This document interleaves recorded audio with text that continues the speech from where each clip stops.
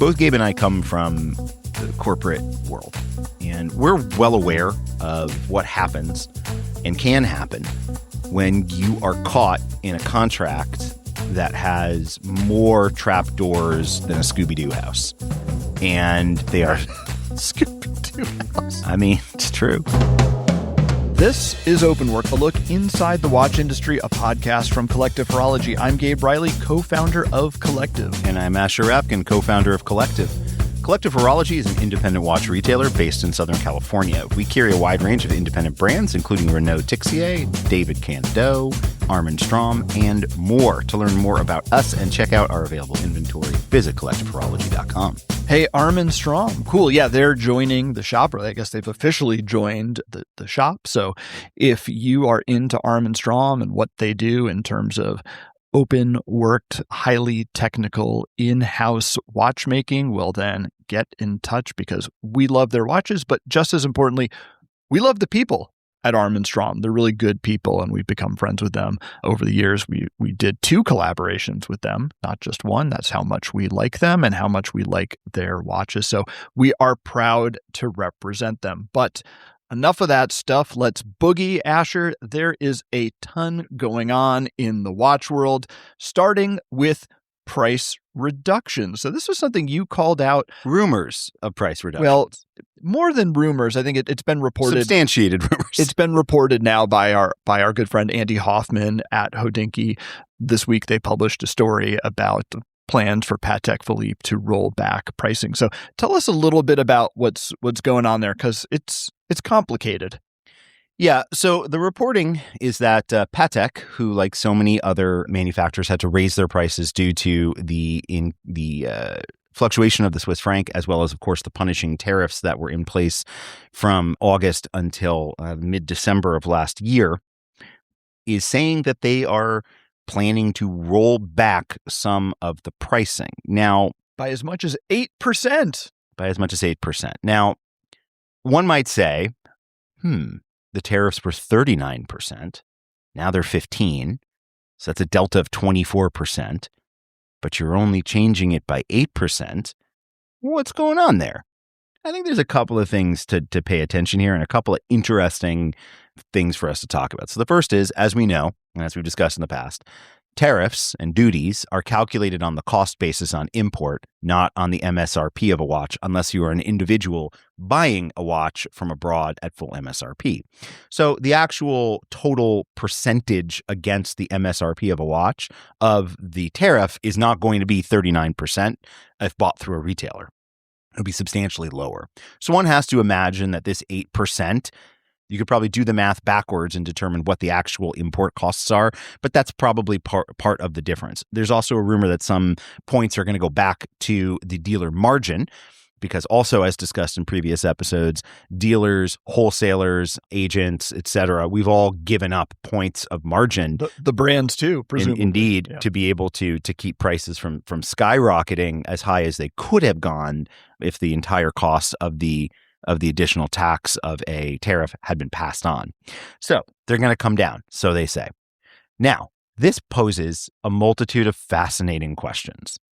First one, which I think a lot of people are going to ask, is like, well, what happens to the people who bought a Patek Philippe in that period? That's the big one. We know some people who did buy a Patek Philippe during the period where prices were up significantly. It was a 22% price hike in 2005 overall, and 15% price hike in September alone. That's when that 39% rate took effect. So, and I think the answer is nothing, because I don't know what could possibly be done there. Now, if I were Patek Philippe, I would probably want to try to do something for those clients just to recognize that challenge. And that could be anything, right? That could be a strap. That could be a letter. That could be Do you think something. they'll do anything? Nope.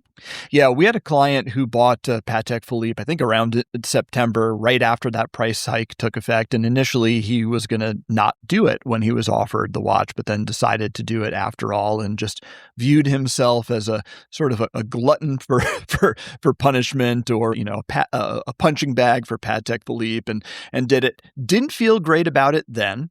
Yep. And certainly can't feel great about it now, but maybe it's water under the bridge. Who knows what to do here? Look, it's not great, and you're right that it would be nice if they did something. Maybe they will, but these are the realities of a punishing tariff environment and extreme volatility. Yeah. So let's talk a little bit about the volatility side, because that, I think, is actually what gives me the most pause about this change. I mean, look, writ large, the fact that Patek is presumably going to lower some of their retail prices, which, by the way, stinks for Patek retailers between now and the end of the month. Because if I were them, good luck to any Patek salesperson trying to close the sale between today. Yeah, the sales February have ground to a halt. Yeah, I mean, can you imagine? But if they wait till February 1st when this takes effect, they do get a few more points of margin. Yeah, sure. So there's an incentive for everyone. I'm being a little facetious. Sure. But anyway.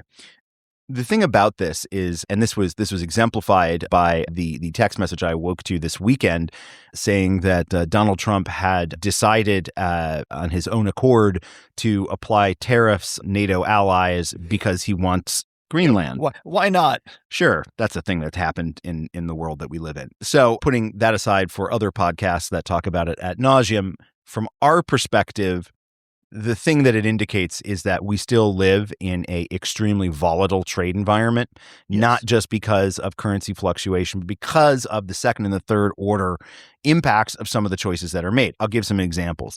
Because of the president's decision and the pretty obnoxious attitude towards our Danish allies, one of the repercussions of that was that a very large union of teachers and academics in Denmark decided to pull, I believe it was $100 million worth of T-bills from their investments.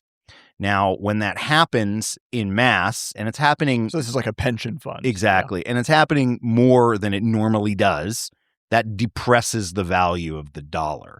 When it depresses the value of the dollar, that once again makes goods more expensive to import when you're buying them in foreign currencies. When fewer people want to hold our debt, it drives up the cost of our debt. Yeah. And then, of course, you have the other side of it, too, which is we had an agreement with the European Union, the 8 countries that Donald Trump threatened with this tariff, which he's since backed off of, are members of the EU. And the EU is a unified trading bloc, so you can't really impose tariffs on one member of the bloc, despite the fact that he would very much like to. Oh, there was the pasta tariff last month. You remember that one? Well, and as of yesterday, Italian pasta. There's a 200% tariff on wine too. I mean, Well, that was a joking sort of threat, but still, what you're pointing to is was it?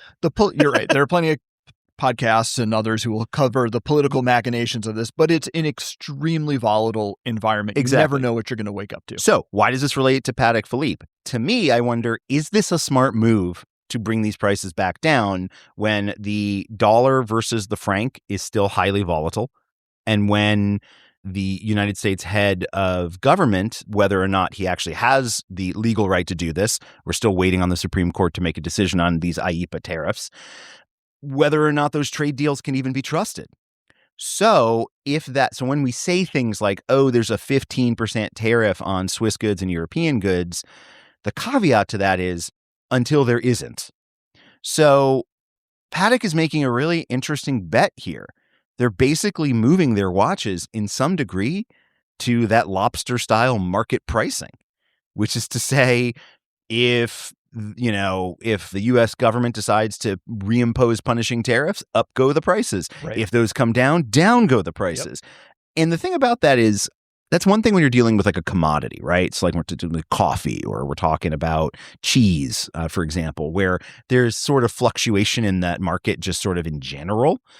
It's a very different thing when you talk about a luxury good, because, of course, luxury goods rarely ever come down in price, because when they come down in price, there are, of course, other consequences for that impact secondary market, that impact all sorts of other elements of that space. And the watch market is very exposed in that context. So this is a really interesting move.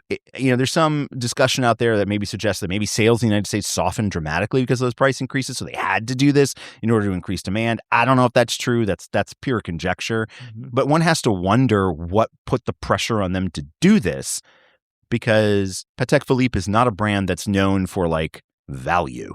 Yeah. You know? No, some of the reporting and the discussion and some of the groups I'm in around this has lacked some nuance, which is to say, well, look, now Patek is rolling back prices. That's great. I mean, people are always happy to see prices come down. Sure, This is one of the things, with inflation and price increases writ large, the rule of thumb is generally prices only go up, they never go down. Well, here they're going down. Part of the reason, in the broader economy, people feel no sense of relief over inflation is because even as inflation cools and the rate of growth of inflation, the rate of inflation slows and cools, prices still go up and they're never going back. So what happens now with Patek here is people are like, oh, see, prices are going down. Fantastic. Hallelujah. Well, why isn't everyone else doing this? And Right. I think, part of this is one of the things I heard is I can't believe Patek is lowering prices, but Rolex and AP are sticking with their price increases. And of course, on our last episode, or maybe it was 2 episodes ago, one of the things we talked about, and I don't know if this is true of AP, but certainly with Rolex is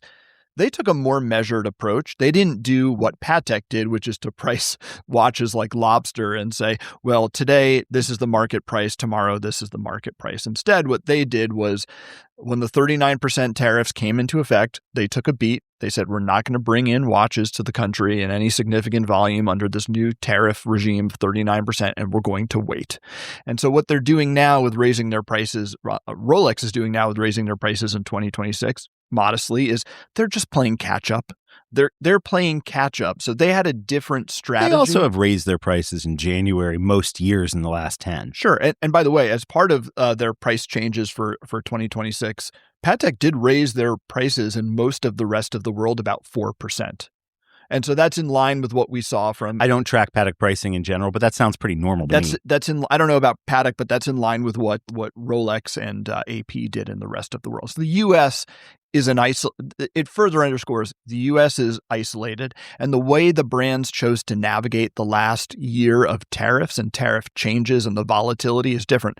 Rolex took a more measured approach, Patek took a more reactive approach, and now even though one is raising prices and one is lowering prices, if you step back and you look at the last 12 months of price increases, they're probably ending up in about the same place. So one of the things that just bums me out is, when I see this happen and people say, well, Patek is giving us some price reduction and some relief. Why isn't everyone else doing it? They're greedy.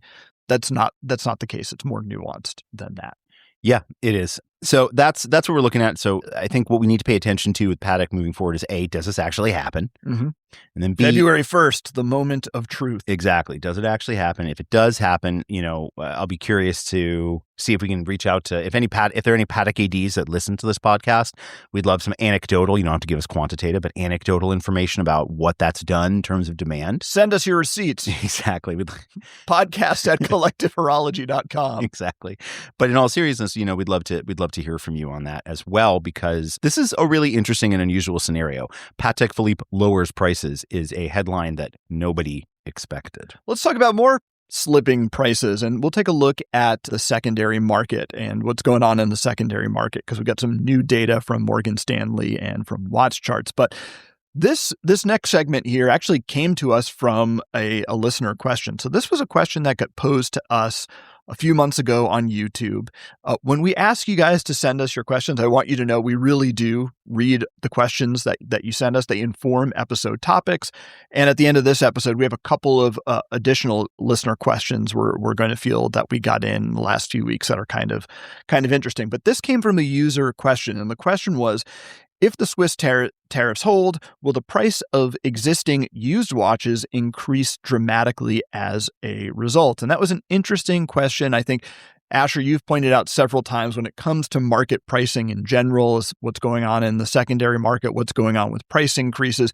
We need to wait and see. We got this question, I think it was back in August when that 39% tariff rate was announced. Now we have some data, specifically Watch Charts released their end of year numbers for what's going on in the watch market. And we need to have Hamza back on, because this was a big turning point this year for the secondary market. And just like all the things we're discussing here as it relates to watch pricing, it's very complicated. There are many factors driving what's going on in the secondary market, but I found this fascinating. So the answer to this question is, are prices for used watches going to increase as a result of tariffs? The answer is kind of yes and no.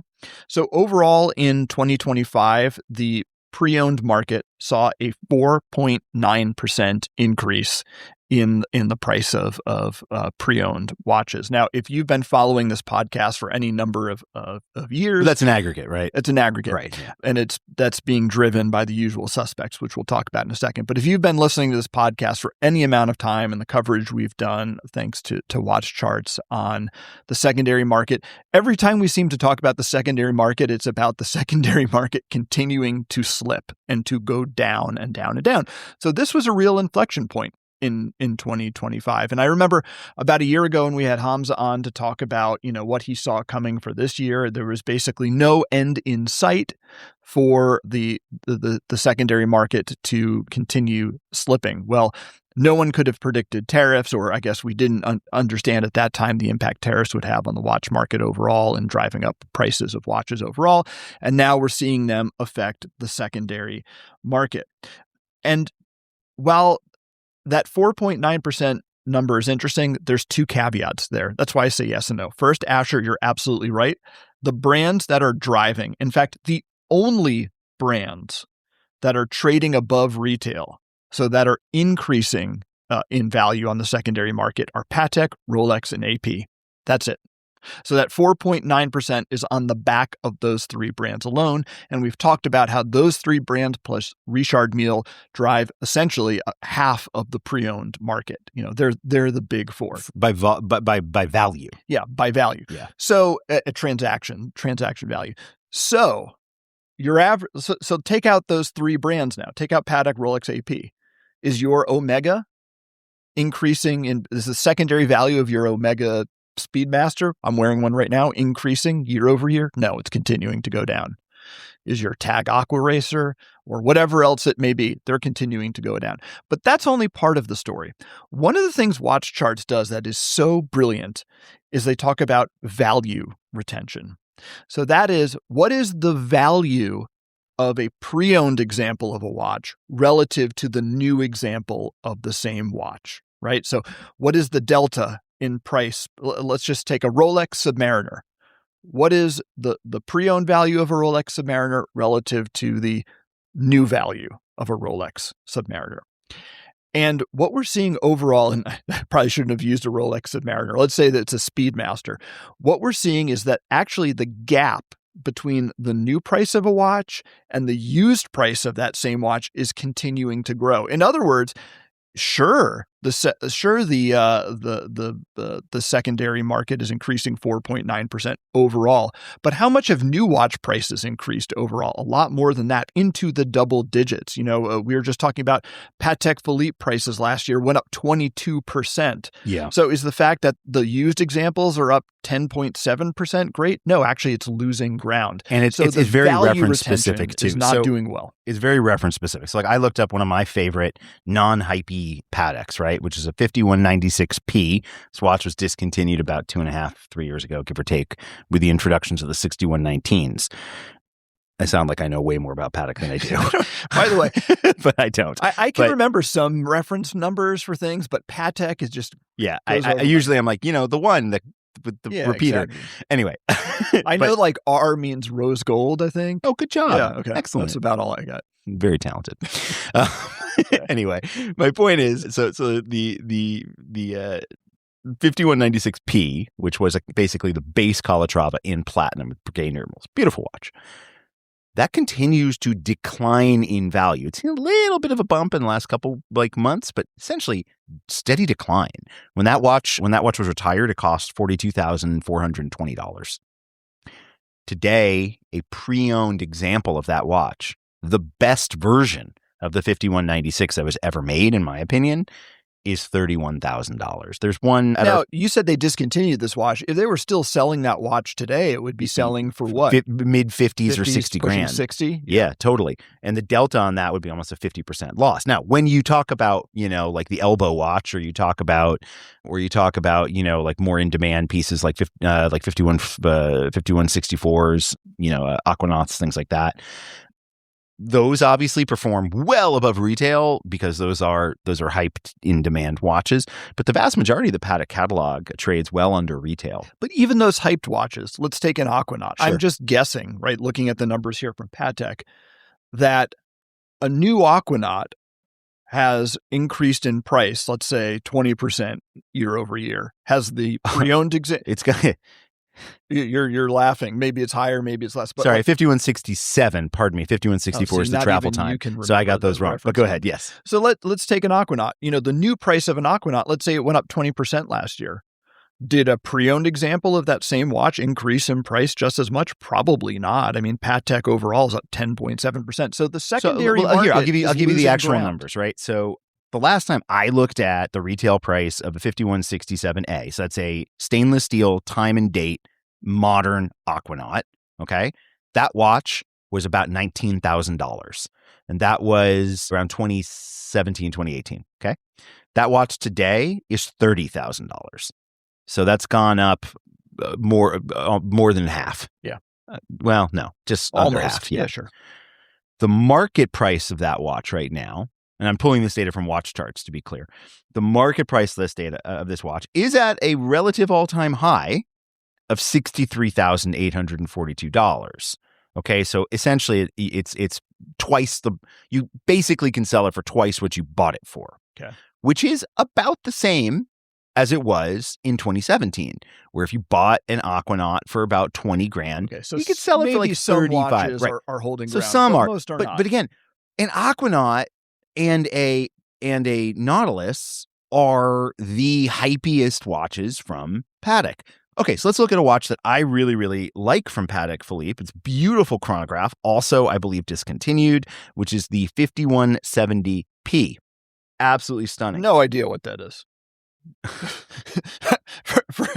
for those listening, what is that watch? 5170P is a beautiful chronograph with baguette indices made in platinum. Absolutely gorgeous. Right now, that watch costs about $93,000. It's discontinued, so it's been somewhat, it has some attention. But as I recall, that watch ended its retail life at just about $10K below that. So the appreciation on that watch is like 10%. Now, that's great relative to the market, but relative to Patek, I don't know. If we go down this rabbit hole, we can start looking at world timers. We can start looking at 24s. We can start looking at annual calendars, and it's going to go lower and lower and lower. Or we could look at another brand. We could look at any other watch brand that's not any other watch in any other watch brand that's not in that big three. But I want to be careful here about the point that we're making, because the point that I hope people take away from this isn't that, if I buy a watch now, it's going to be quote unquote worth less. Because one thing that we regularly say and truly believe is that watches are not investments. So we don't advocate that you think about them like investments. However, when we start seeing the implications of high taxation and depressed currency, it becomes more of a forced issue than it has in the past, because now the deltas, the chasm between what you pay for something new and the depreciation when you drive it off the proverbial lot is so much bigger. Yeah. I'd be very curious to look at this from in the automotive sector as well, as we look at, like European cars or Japanese cars or things like that, where we're now seeing an average tariff of, 15% or more because of the steel, right? I don't know how the tariffs are calculated. I'd be curious to look at that too. It's complicated. There are tariffs on American-made cars as well, because of course the components have to come from somewhere else. Sometimes cars in production get shipped across borders. They're started in assembly one place, finished somewhere else. So it's complicated. There are some tariffs on cars as high as 25%. Yeah. There are high tariffs on trucks. That's why you never see a truck that's made outside the U.S.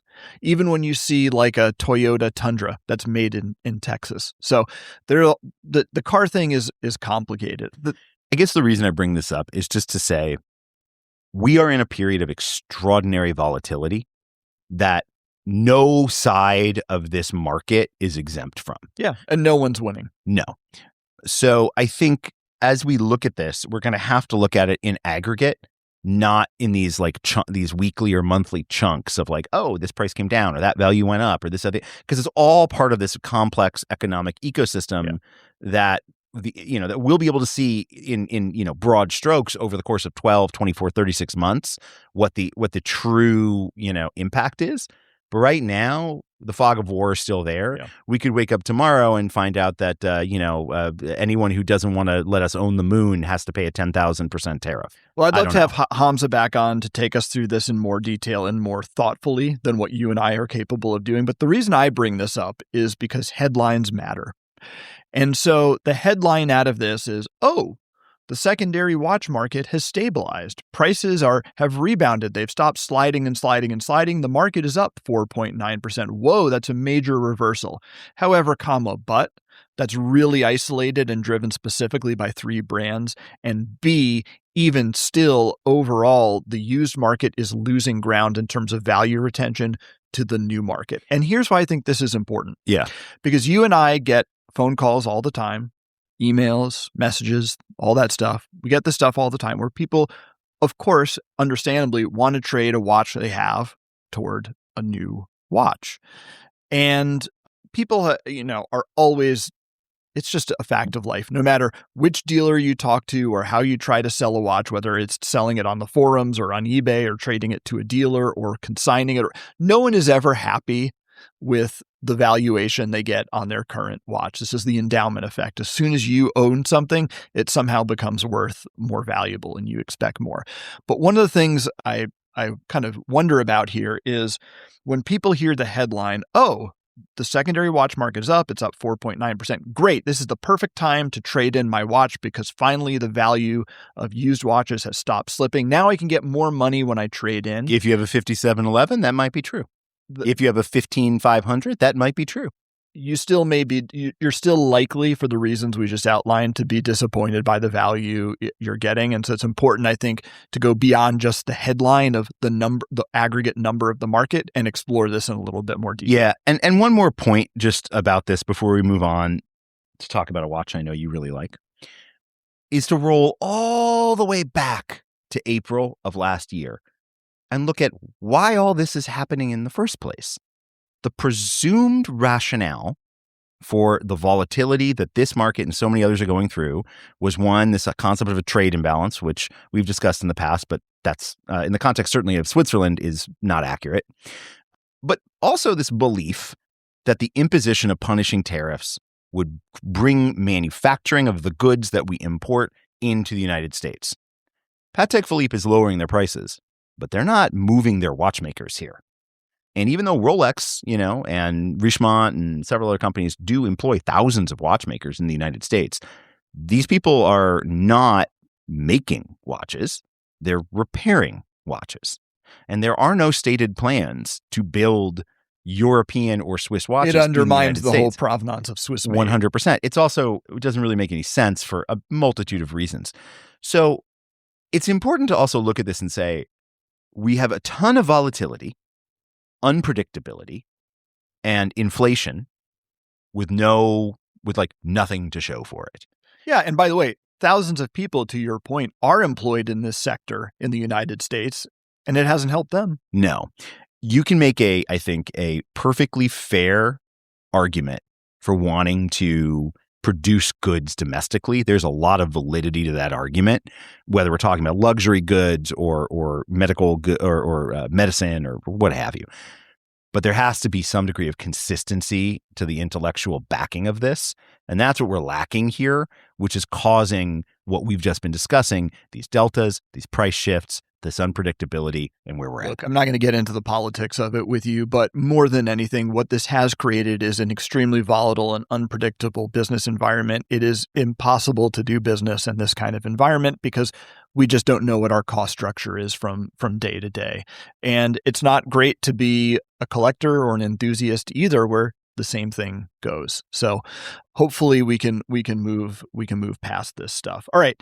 Speaking of moving, but just by the way, thank you to the listener who shared that question with us. It had been lingering in the back of my mind, and Asher, to your point, I wanted to wait to get some more data before we addressed it, but send us those questions. Now, this is just something, speaking of things that I can't get out of my mind, man, it's this new Speedmaster black and white, the reverse Panda Speedmasters in moonshine gold and stainless steel. Didn't I have a sound effect for that one? Yeah, you did for the lacquer. Cue the sound effect. In any event, which, to be clear, I actually think that watch is very attractive. Okay, you're into the watches too. I can't stop thinking about these two watches on several levels. One, I think they're gorgeous. I'd love to see one in person. I'm wearing a Speedmaster now. I love the Speedmaster. By the way, I'm wearing a Speedmaster you turned me on to, which is the Hesalite sandwich. Mm-hmm. So this is a reference from the 1990s where you've got a Hesalite crystal in the front, but on the back you've got sapphire. So the reason I know about this watch is that this is Rob Kaplan's favorite Speedmaster. Yeah, it's fantastic. So long live the Hesalite sandwich. Forever may you wave. But I can't get these two new watches out of my head for two reasons. One, I think they look really good. But for sure. But two, when I take a step back at what they're doing here with these two watches and what they've done with the rebooted Planet Ocean, I'm starting to wonder if Omega isn't pushing up market. And I mean, it's pretty clear they are. I mean, you pointed this out. I mean, the pricing on the new Planet Ocean puts it equivalent to essentially a Rolex Submariner. The Speedmaster here is a $10,400 watch. I mean, it's a Speedmaster, like a standard production Speedmaster, over $10,000, 10,200 euros. So yeah, it's doubled in price, I think, in the last 5 years. Yeah. And so all of this suggests, so not just the pricing and the positioning of these products, but also the construction and the materials being used. I mean, if you take a look again at that Planet Ocean and the case, it's got the faceted case, the beautiful polishing on it, it catches light, the center polished. Yeah, and the 3861 caliber is a significant improvement over the 1861. There's no doubt about it. You've got that lacquer dial. You've got rhodium accents on the dial. You have a ceramic tachymeter bezel on the Speedmaster. They're just blingier watches. They're more luxury objects. You know, the standard Speedmaster is very toolish. You have a plastic crystal. You have a very matte dial. You have a closed case back. It's very utilitarian and it has the story to go with it. These watches are core collection watches that are not just higher in price, but they're very cleverly manufactured to help justify the price increase. You know, it's not just, they could have just done a reverse panda dial. They did it with the Speedy Tuesday. Now, the reverse panda on that, I believe, was luminous, but it was printed. These are lacquer. So they found these little ways, you know, to upgrade the aesthetics of the watch or make them more luxe and therefore justify that price delta, which I find really interesting. Omega continuing to find ways to push up market. And I guess they have to look at Rolex and what Rolex is doing over time. You're right. The result of a 3 to 4% price increase per year from Rolex, the interest compounds. And all of a sudden, a Submariner goes from a $7,000 watch to an $11,000 watch. And Omega's sitting there watching this. And I think they're saying to themselves, how do we make our products more premium? Well, we can't just raise the prices on what we have like what Rolex does. We have to start to introduce product that's a bit more luxe. So for that to work, I think what we're going to need to see is a reduction of doors for Omega. And we've talked about this in the past, but part of the reality of the market for them is there's so many Omega doors that if you want a production watch, the laws of commodities will come into effect and you'll be able to find it, and price protection just isn't there. Price protection is also not the only factor, but a factor in the secondary value of a watch. I think, you know, if you go into, say, you know, if you go to our watches or any other massive forum about this, a lot of the comments are like, pretty watch. I'm going to wait until somebody else buys it and then I'll buy it, you know, depreciated, you know, and I'll pay $6,500 or $7,000 this one. Or I'll wait a year and buy it at a discount new. Yeah, exactly. So in order to address that, one of the core things that I'm going to look for to see if your theory is right is if Omega starts to limit their points of sale here in the United States. And that's an interesting one because they've limited the distribution of the hot watches. So you may remember, like with the white dial Speedmaster, same thing. This was a premiumization of the product. They only really made it initially, and same with the Speedmaster when they relaunched it with the 3861 movement. They made it available pretty much through their boutiques only, kind of screwed their authorized dealers. Yeah, but then if you look at the Planet Ocean, it's everywhere. Yeah. I Okay. like I was just walking around at the Topanga Mall, for example, and I saw every single one there. And when I walked, there's a Omega dealer. there's no mega boutique there. Oh, interesting. Which doesn't necessarily prove your point. But when I've gone to other Omega dealers and I've called around, or we have friends who are Omega dealers, I'm like, they have them. Yeah. So my point is, right now, I mean, heck, there's no mega dealer in Jackson, Wyoming. Now, you might say, well, I mean, obviously, it's a very high net worth place. This is our last episode, man. I mean, that's a great location. Totally. But my point is, the entire state of Wyoming has 500,000 people in it. So the question will be, will we start seeing some of these? Like, that's clearly catering to a very specific audience. So that maybe that kind of a place, maybe that's like an Aspen kind of place. Yeah. But I think some of these smaller Omega dealers, we have one here in Ventura, for example. Yep. You know, like, is that, and you know, I'm not advocating, of course, for like that business to change, but one has to ask, if there's an Omega dealer in Ventura here, where we're recording, another one 20 miles away in Thousand Oaks at the Oaks Mall, another one 20 miles away in Topanga, and then another one 20 miles away at Feldmar. Do you see what I'm saying? I gotcha. And in LA, there's 7 of them. They probably have too many doors. But, you know, I think it's an interesting watch. I have a conspiracy theory, though. Will you entertain my conspiracy theory? I have for 30 years. All right. So here's my conspiracy theory about the new Speedmasters and the Speedmaster product line in general. One of the hardest watches to get retail from Rolex, one of the hardest submariners to get retail from Rolex, may actually not be the Kermit. I have this from a well-placed source. It's the no date submariner. And you're like, well, hold on a second. I guess maybe that kind of makes sense, because you actually don't see a ton of no date subs in the wild. You typically see the date sub out there, whether it's the standard or the Kermit, but you really don't see a ton of the no dates. But when you think about it, you're like, well, that's kind of the entry-level model. You know, it's the classical look for the Submariner. The Submariner had no date for a long time before they ever introduced a date function. And, you know, it's the simplest configuration of it. It's the most accessible in price. Like, that's strange that it's the hardest to get. And I think that's what's going. And so that's, as a result, that is a watch that trades at a premium. It's kind of the most desirable sub to have, new. Steel, at least. Here's my conspiracy theory now about the Speedmaster. I wonder if the base Speedmaster with the Heslite crystal and the closed case back becomes kind of like the no date sub. It's no longer the watch you can just stroll into your Omega dealer and get. The supply of it becomes limited. It becomes harder to get.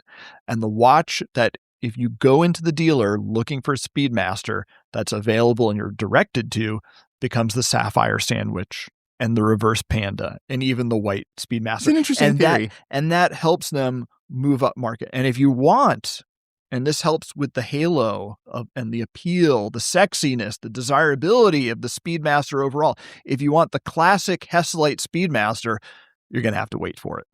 Yeah, I mean, it's interesting. That's what I would do.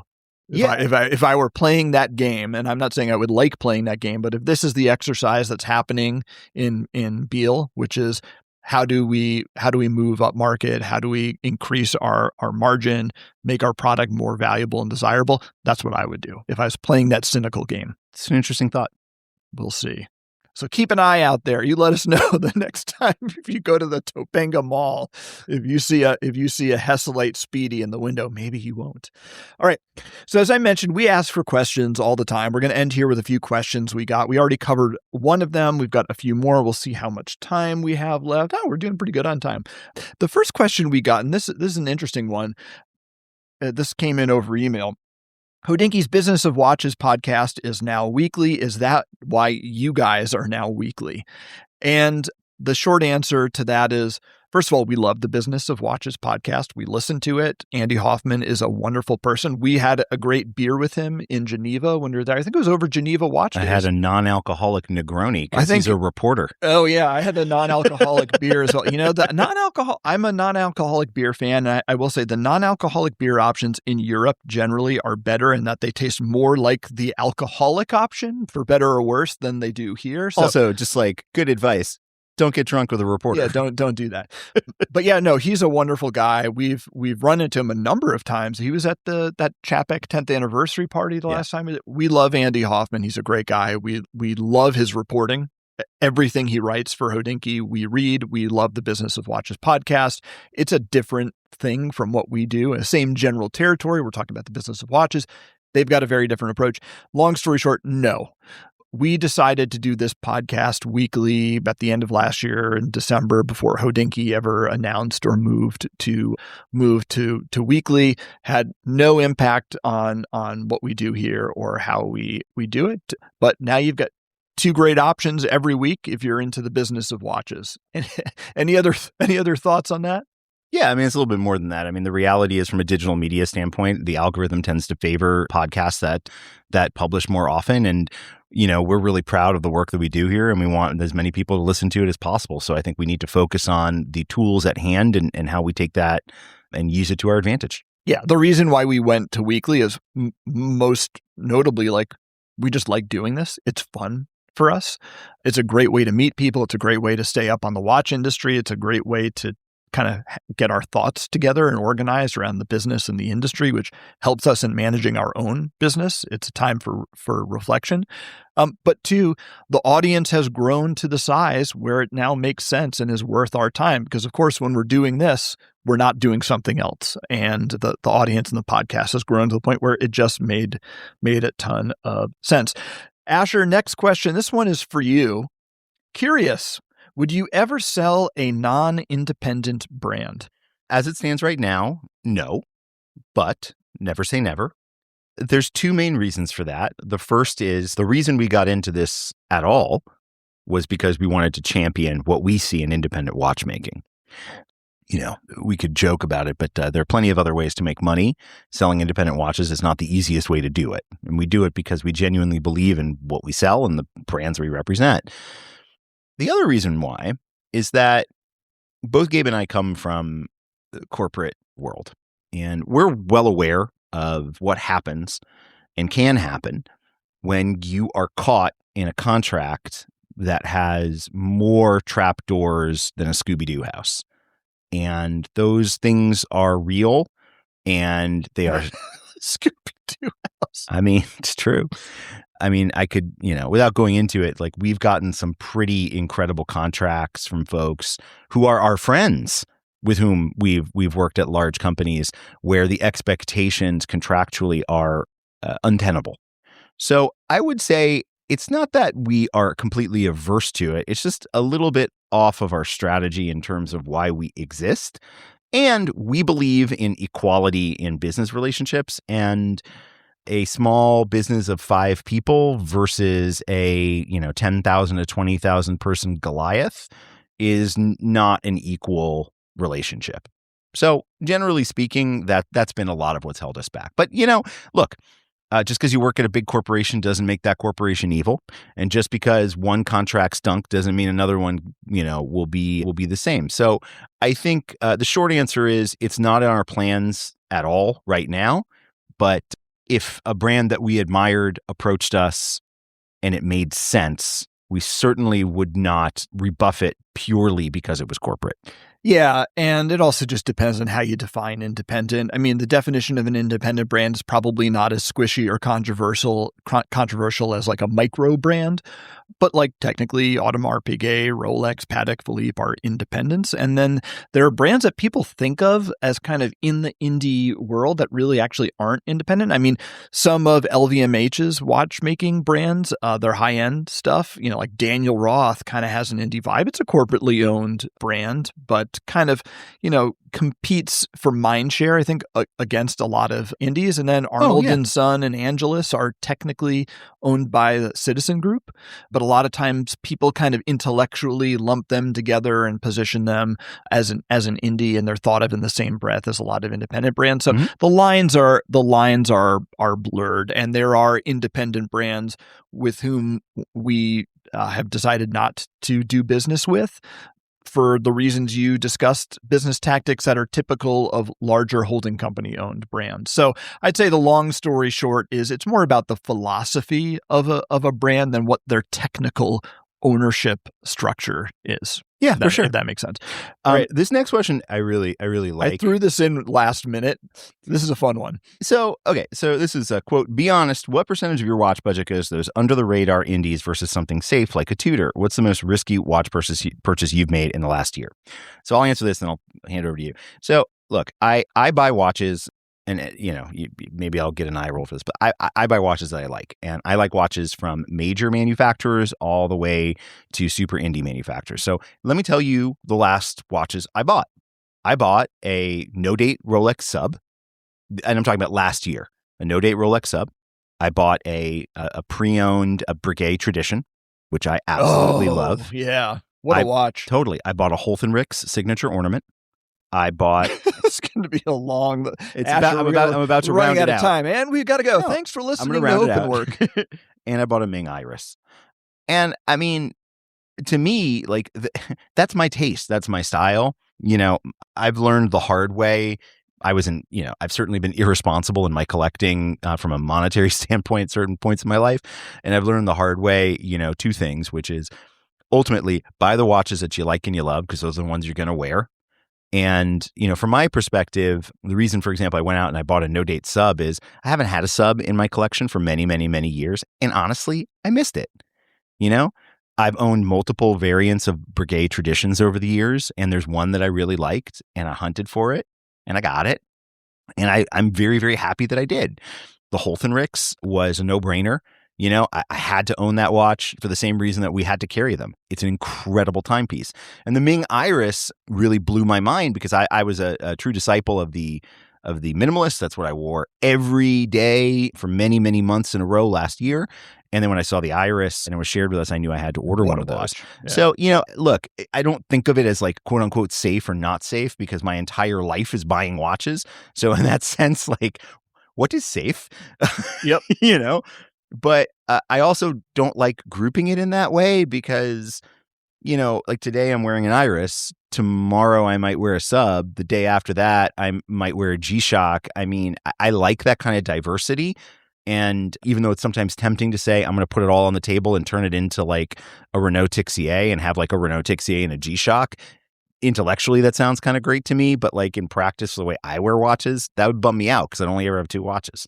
It's really funny for me. So I just mentally did the same exercise as you. And in transparency, I actually don't really think of myself as an indie watch person. If I were to say, what are the brands, and this is based on over my, sure, over the course of your collecting, what are the brands I gravitate towards? It's been more mainstream tool watch brands. It's definitely been Tudor.